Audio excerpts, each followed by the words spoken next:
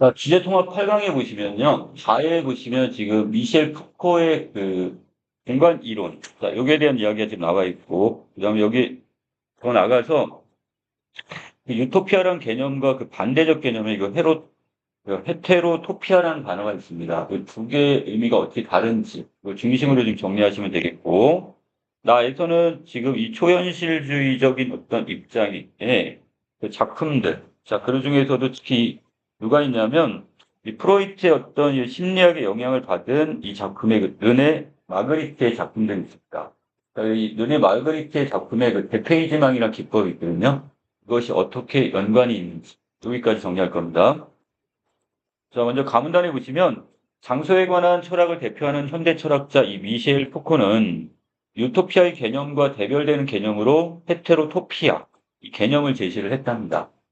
자, 그는 우리는 그 순백의 중립적 공간 안에서 살지 않는다라고 했는데 여기서 말하는 순백의 중립적 공간이 어디냐? 이곳이 바로 유토피아. 우리들이 보통 이야기하는 이상향, 이상적 세계를 여기가 우리가 유토피아인데 근데 미셸 푸코는 우리가 이런 이상적 공간이 살고 있지 않다고 얘기하면서 자, 푸코에게 유토피아란 현실에서 실제적인 장소를 점유하지 않고 비현실적이며 균질적인 공간이다 이렇게 봤습니다. 비현실의 공간, 실제 공간이 아니란 말이야 지금. 자, 그리고 반면에 자, 우리가 지금 살펴보고자 하는 이 헤테로토피아는 현실에 실제하지만 자, 현실에 있대요. 자, 그 우리가 사는 현실과는 좀 더 이질적인 공간, 자, 성질이 다른 공간이다 이렇게 보고 있어요.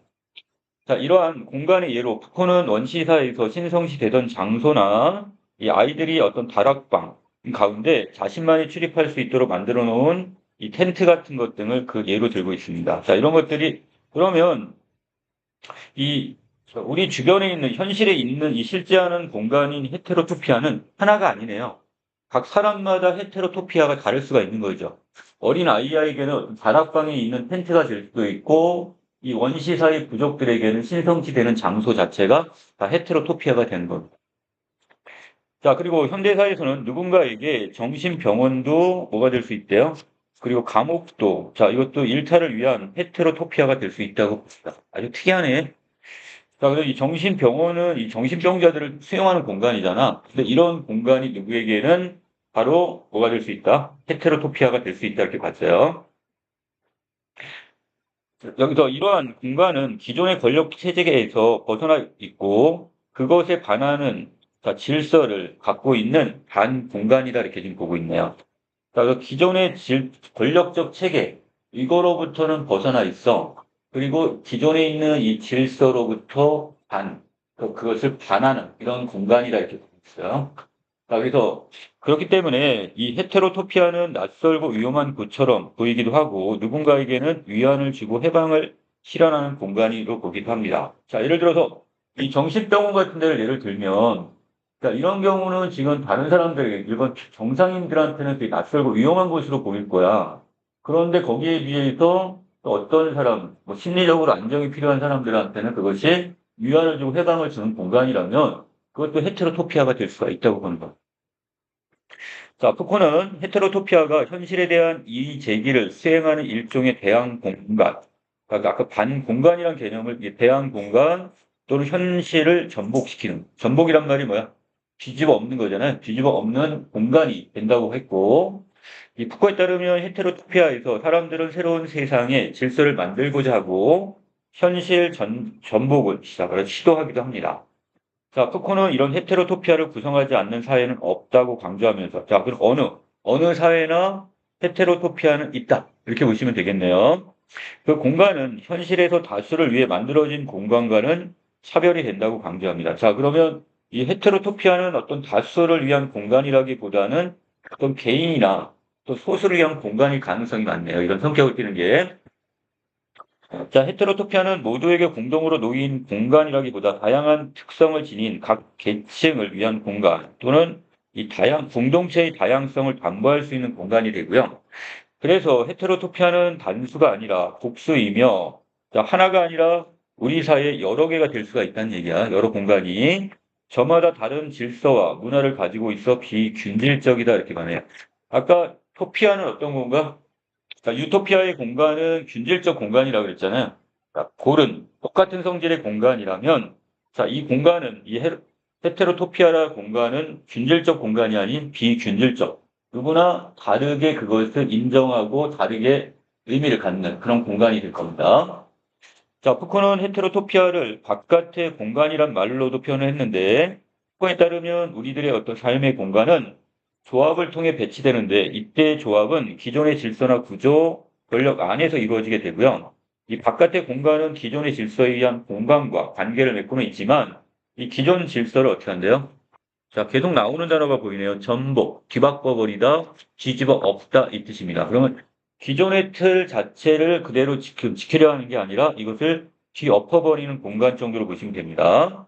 그거는 기존 질서에 입각해서 배치된 공간이지만 현실 어디에도 없는 곳이 유토피아이고 반대로 기존 질서를 전복하는 방식으로 배치된 공간이면서 기존 질서와 대립적 관계를 맺고 현실 어딘가에 있는 곳이 바로 헤테로토피아다 이렇게 보고 있어요.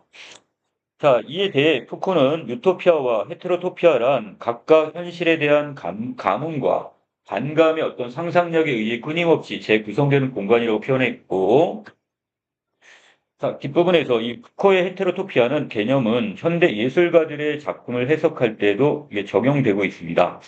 자, 그래서 이것이 어디에 누구한테도 영향을 주었다? 현대 예술가들에게도 어느 정도 감명을 줬다는 얘기네요. 자, 그래서 화폭을 현실 대환과 현실 전복의 상상력을 발휘하는 수다. 우리의 어떤 현실과는 다른 새로운 가능성을 찾을 수 있는 바깥의 공간으로 다루는 현대 예술가들의 이 철학적 바탕이 바로 푸코에게 있다 그랬으니까. 자, 푸코의 이런 공간적 개념이 결국 현대 예술가들에게도 어떤 영감을 주었다 이렇게 보시면 되겠습니다.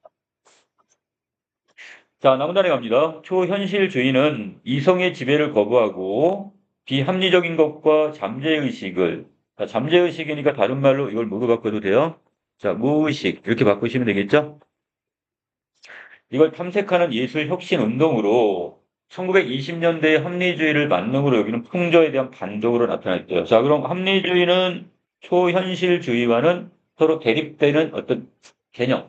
자, 그런 사조 이렇게 봐도 되겠네요. 1924년에 출판된 초현실주의 선언에서 이 브루통은 이성, 논리성, 합리성, 체계성, 의식적 사고 등의 어떤 법칙이나 규율에도 구속되지 않는 완전한 정신적 자유를 주장합니다. 자, 그렇다면 누구는 자, 여기 초현실 브루통의 입장에서는 여기는 이성도 논리성도 합리성도 체계성도 의식적 사고도 다 거부를 하네요, 지금. 자, 그래서 브루통은 기존의 예술이 현실을 재현하는 모방에 지나지 않는다고 비판하면서 이성에서 해방된 순수한 상상력과 무의식으로 자, 예술이 창조되어야 한다고 주장을 합니다. 또한 그런 이성의 통제에 대한 이런 상상력의 해방이 사회에서의 인간 해방을 실현하는 어떤 선결 조건. 자, 먼저 자, 이것이 이 조건이 해결돼야지만이 인간 해방을 실현 선결 조건이 된다고 보고 있습니다. 자, 그리고 밑으로 내려가서 이 상상력. 자, 이것이 결국 예술의 창조를 위한 아이디어에 그치지 않고 사회에 엄청난 영향력을 미칠 수 있는 혁명적 힘이라고 강조하네요. 자, 강조하는 건 결국, 자, 브루통은 결국 여기서 상상력을 상당히 강조를 하고 이것이 예술에도 영감을 주겠죠. 자, 브루통으로 대표되는 이 초현실주의자들에 있어 프로이트의 이런 꿈의 해석은 필수 교재로 여겨지게 됩니다. 자, 그래서 이 프로이트는 꿈에 대한 분석을 통해서 자, 인간 행동의 의식보다는 자, 이성보다는 무의식. 자, 이것이 더 지배적인 역할을 한다고 밝혔는데 이 초현실주의자들은 프로이트의 분석에 기대어 실제하는 현실을 초월하는 초현실적 세계에 주목하면서 의식적인 사고를 피하고 우연적으로 발생하는 효과를 추구하는 자동 기술법을 개발했습니다. 자, 이 자동 기술법도 결국은 초현실주의 입장. 자, 그래서 여기서는 지금 우연적으로 발생하는 효과 자체를 여기서 중요시했다 보시면 돼요. 자, 현실과 상상, 그 의식과 무의식, 자연과 초자연, 과거와 미래 등이 단절되어 있는 게 아니라, 자, 이거 단절로 보는 게 아니라, 서로 연관이 되어 있다고 하는 믿음을 바탕으로 해서 전혀 어울리지 않고 대립하는 요소들을 결합하기도 합니다. 자, 이러한 작업을 적극적으로 수행한 초현실주의 미술가가 바로 누구다? 바로 르네 마그리타 이렇게 보시면 되겠고요. 자, 마그리트는요, 벨기에 출신의 화가로 1920년대 중반부터 프랑스 파리에서 활동을 했는데, 자, 처음에 마그리트는 정교한 리얼리즘을 활용했기 때문에 이때는 초현실주의로 인정받지를 못했습니다. 그러니까 처음에는 아니야. 초기는 아니었는데 그가 적극적으로 활용한 이 대페이지망 기법이 파리의 예술가들에게 호평을 받으면서 1930년대 이르러 이 초현실주의 인정받게 됩니다. 자, 그러면 이 마그리트가 초현실주의자로 인정받기 시작한 건 언제? 1930년대 이후다. 이렇게 보시면 되겠죠. 자, 이 대페이지망의 기법이라는 것은 그 아랫부분에 따로 나와 있긴 한데, 자, 결국 그림을 먼저 좀 하나 보고 갈까요? 자, 바로 이런 경우에요. 자, 피레네이 성처럼 결국 우리가 큰 바위 덩어리가 허공 중에 이렇게 떠 있어요, 지금. 이건 완전 중력을 무시하는 이런 그림이겠죠?